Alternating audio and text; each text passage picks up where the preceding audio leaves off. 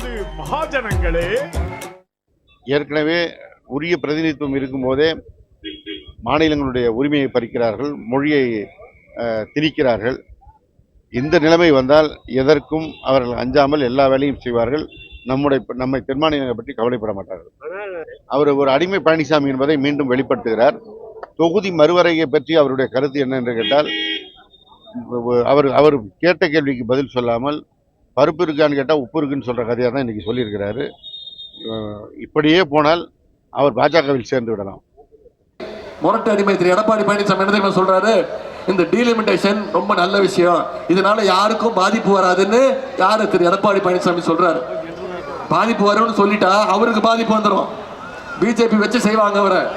அதனாலதான் நான் மீண்டும் மீண்டும் சொல்றேன், திரு எடப்பாடி பழனிசாமி அவர்கள் மீண்டும் தமிழ்நாட்டு மக்களுக்கு மிகப்பெரிய ஒரு துரோகத்தை செஞ்சிட்டு இருக்கிறார்.